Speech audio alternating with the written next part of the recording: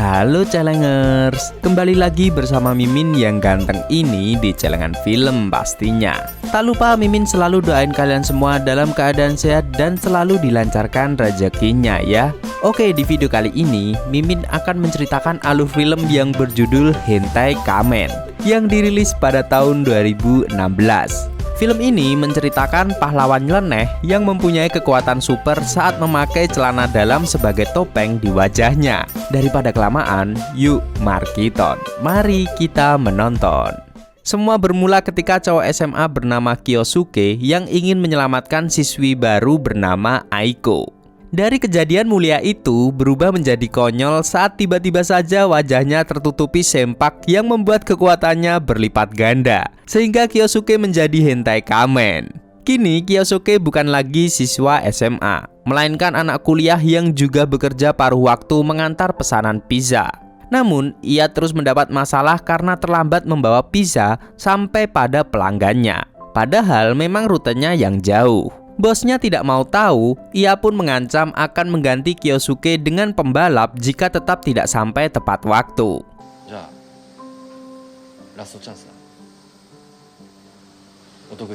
Saat mengantar pesanan pizza di hari itu, Kyosuke bertekad untuk melakukan pekerjaannya dengan baik. Akan tetapi, ia malah bertemu perampok yang membuat insting superhero-nya meledak-ledak. Seketika, Kyosuke melupakan urusan pizza karena ia harus mengejar perampok bertopeng. Sempat mengira mereka aman, rupanya Kyosuke lebih dulu mencegat mereka. Dan dalam sekejap, Kyosuke berubah menjadi hentai kamen. Beginilah penampakannya.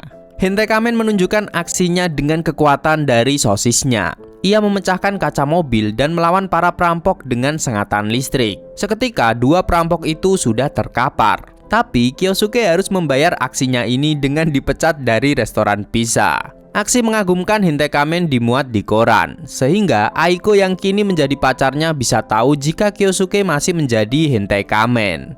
Aiko menginterogasi pacarnya yang katanya mau pensiun dini, namun tidak jadi karena gatal tiap kali melihat kejahatan. Tapi ya Aiko tidak suka Kyosuke menjadi orang cabul, walaupun Kyosuke ngakunya mesum untuk menegakkan keadilan.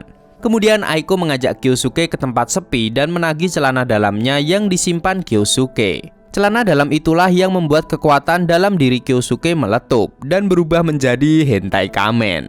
Kyosuke begitu sayang dengan celana dalam itu, tapi Aiko memaksanya untuk mengembalikan padanya. Di balik mereka berdua, diam-diam pria cupu bernama Makoto menyaksikan itu semua. Pada suatu siang yang cerah, tiba-tiba saja celana dalam para mahasiswi berterbangan ditarik kekuatan asing entah dari mana. Hal ini membuat semua cewek kehilangan celana dalam mereka.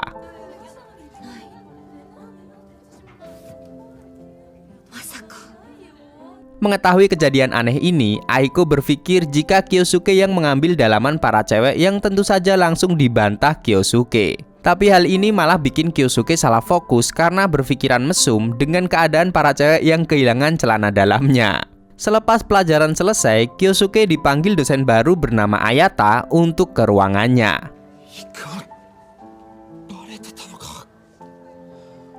Sedari Kyosuke masuk, Ayata sudah tampil menggoda Iman dan susah dilewatkan. Untungnya saja Kyosuke ingat sudah mempunyai pacar dan juga tidak etis mengingat mereka adalah dosen dan mahasiswa. Sebelum godaan itu bisa menembus pertahanannya, Kyosuke pamit keluar.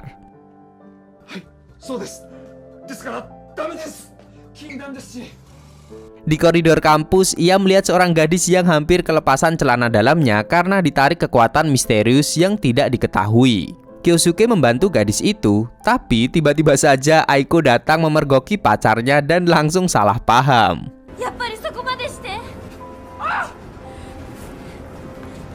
Kyosuke menjadi stres karena Aiko marah padanya. Di saat ia butuh sandaran, ia malah bertemu dengan Ayata yang mengajaknya mampir ke rumah. Di sana mereka makan bersama, tapi beberapa saat kemudian Ayata kedatangan tamu tak diundang. Ternyata tamu itu adalah pacar Ayata yang membawa pisau saat melihat cowok asing di rumah Ayata. Seketika, Kyosuke pun mengambil celana dalam Ayata agar ia bisa berubah menjadi hentai kamen. Tapi ia teringat pesan Aiko. Akhirnya Kyosuke melawan pria itu tanpa kekuatan dari hentai kamen dan berakhir pingsan.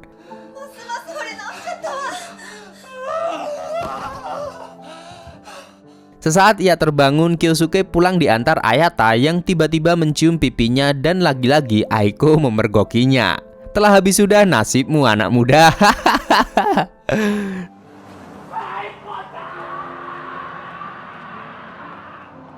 Sesamanya di rumah, ia bertemu dengan ibunya yang hyper. Ia menyempatkan berdoa untuk mendiang ayahnya yang dulunya polisi penegak keadilan tapi juga mesum.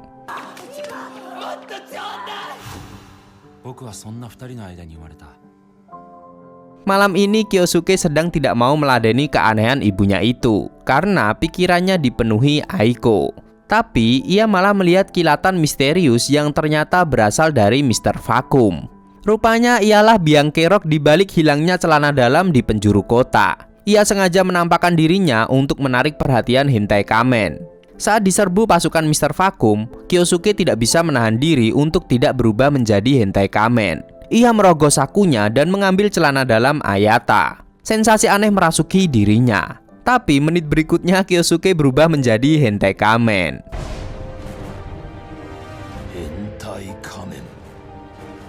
Dengan kekuatan super yang ia miliki, Kyosuke pun bertarung mengalahkan pasukan Mr. Vacuum.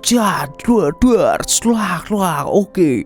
Semua lawan pun tumbang hingga menyisakan Mr. Vacuum sendirian. Dengan kekuatan vakum, ia mencoba menghisap Hentai Kamen. Tapi tunggu pembalasan dari Hentai Kamen karena ia mengeluarkan jurus mesum lainnya yang membuat Mr. Vacuum tidak bisa bergerak. Dan selanjutnya, Hentai Kamen melancarkan serangan akhir dengan sosisnya. Mr. Vacuum akhirnya KO, tapi ia meninggalkan pesan jika Tamao Ogane tidak akan membiarkan Kyosuke lolos kali ini. Ogane adalah musuh besar Kyosuke yang harus ia kalahkan. Tapi setelah mengalahkan Mr. Vacuum, Kyosuke malah seperti kehilangan semua kekuatannya. Keesokan harinya, di kampus sudah ramai dengan video heroik yang menampilkan Hentai Kamen. Tapi Kyosuke tidak memperdulikan itu, karena yang terpenting sekarang adalah memberitahu Aiko tentang keberadaan Ogane. Ia takut Ogane kembali mengincar Aiko sehingga menyuruh Aiko bersembunyi. Namun Aiko yang terbakar cemburu malah mengira ini akal-akalan Kyosuke biar bisa lancar jaya berkencan dengan Ayata. Meski begitu, Aiko tetap berencana pergi ke New York yang membuat Kyosuke menjadi galau. Kyosuke sempat membayangkan dirinya akan populer saat para cewek mengetahui siapa Hentai Kamen sebenarnya. Tapi percuma saja karena Kyosuke hanya mau Aiko. Ia juga akhirnya mengembalikan celana dalam itu pada Ayata. Meskipun awalnya Ayata menyuruh Kyosuke untuk menyimpannya sebagai kenang-kenangan.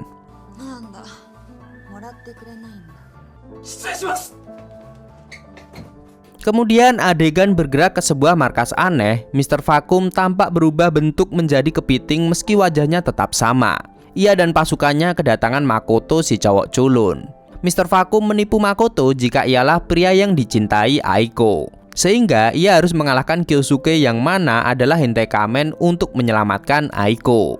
Kemudian Makoto masuk dalam tabung lalu diberi kekuatan super. Tamao, ikimasu. Gashan. Sementara itu Kyosuke masih galau-galonya diputuskan Aiko. Tapi ia tetap harus fokus pada tujuannya mengalahkan Ogane. Lalu saat ia bangun pagi, ia dikejutkan berita tentang kekuatan misterius yang menarik celana dalam cewek. Padahal ia mengira Mr. Vacuum sudah KO. Pembawa acara pun mengatakan mungkin saja ini memang strategi musuh untuk menarik perhatian Hentai Kamen. Kyosuke pun mulai bergerak untuk mengamati kondisi lebih dulu.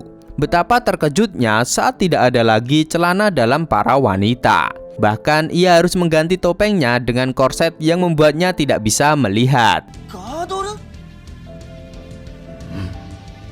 Fenomena langka bin nyeleneh ini terjadi di seluruh Jepang sehingga Kyosuke bisa menebak ini ulah Ogane. Dan benar saja, Mr. Vacuum adalah anak buah Tamao Ogane yang menantikan hari ini tiba. Saat perjalanan ke kampus, Kyosuke melihat orang-orang berlarian tak tentu arah seperti ada huru-hara. Kyosuke langsung mengkhawatirkan Aiko dan mencarinya ke kampus. Tapi malah bertemu monster aneh yang sudah menunggunya.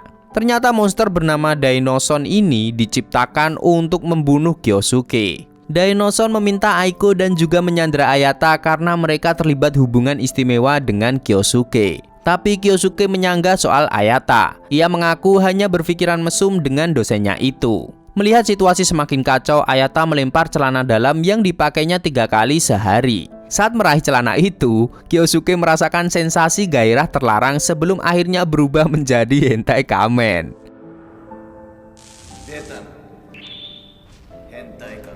Aksi menegangkan hentai kamen pun dimulai kembali. Ketika kemenangan di depan mata, hentai kamen harus menghadapi jurus Dino Hurricane yang membuatnya terpental ke angkasa. Hampir saja ia dikalahkan, tapi mendengar Dinoson bisa menemukan Aiko, Kyosuke kembali bangkit meski lagi-lagi tenaganya sudah habis. Hentai kamen tergeletak tak berdaya di antara kerumunan yang memandanginya dengan tatapan aneh. Dan hari pun berlalu, hentai kamen menjadi terkenal seantero negeri. Pengamen jalanan menyanyikan lagu hentai kamen. Bahkan anak-anak mengidolakan dan cosplay hentai kamen. Pujian dan harapan untuk hentai kamen membuat Kyosuke ingin menyelamatkan dunia. Tapi ia membutuhkan celana dalam Aiko. Ia pun pergi ke New York dan mendapati rumah Aiko sudah berantakan seperti kapal pecah. Ternyata Aiko kini sudah tertangkap Dinoson. Tanpa banyak bacot, hentai kamen siap beraksi dengan jurus ala Spider-Man untuk mengejar Dinoson. Namun ia kehilangan jejak Aiko karena tenaganya sudah terkuras.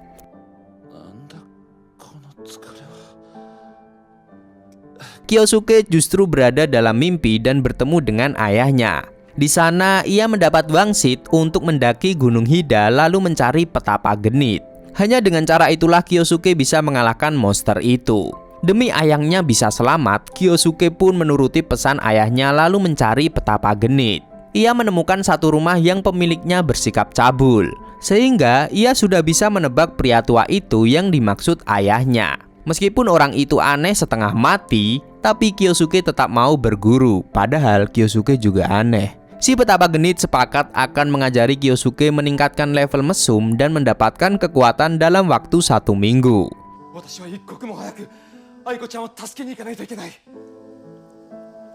Hari demi hari terlewati. Kyosuke tidak belajar gerakan bela diri apapun, melainkan melakukan pekerjaan sehari-hari. Awalnya ia mengira ini latihan seperti Karate Kid yang dalam tiap gerakannya ada makna tersembunyi. Hingga akhirnya seminggu pun berlalu. Petapa genit memberikan celana dalam baru yang kemudian dipakai Kyosuke. Seharusnya Kyosuke tidak bisa berubah jika itu bukan sempak bekas. Tapi entah kenapa ada satu perasaan lain yang membuat energinya meledak-ledak. Kyosuke merasa keheranan ia bisa menjadi hentai kamen. Lalu petapa genit menunjukkan kekuatannya saat ia memakai BH sebagai topeng.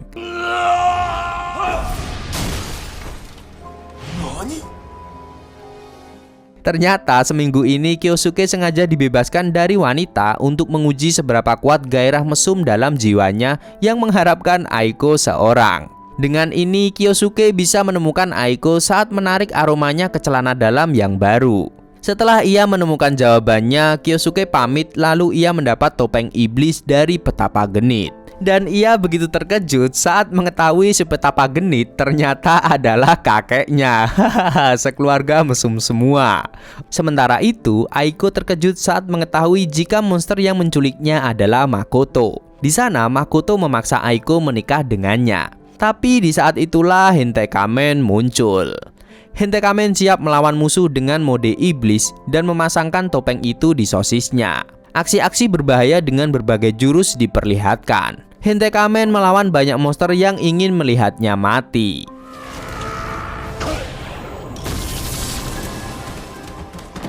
Setelah melewati serangkaian pertempuran, hentai kamen terkapar tak berdaya di tangan Ogane.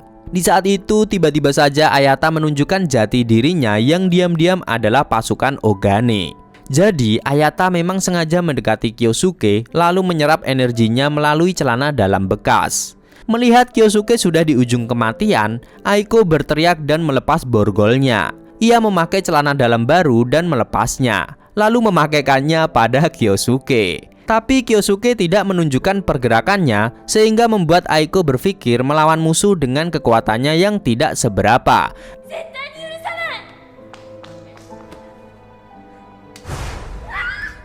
Eits, tapi tunggu dulu guys. Ternyata Hentai Kamen bangkit dengan kekuatan supernya.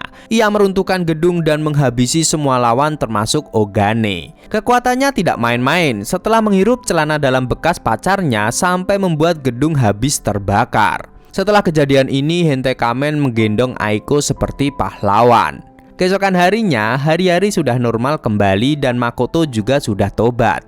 Mereka terlihat makan bersama. Aiko memperingatkan Kyosuke agar tidak mesum lagi. Tapi saat rok cewek tidak sengaja tertiup angin, Kyosuke tidak bisa menahan pikiran cabulnya, sehingga Aiko marah dan meninggalkannya. Pak Camat makan tomat. Dan film pun tamat. Benar-benar film di luar nalar.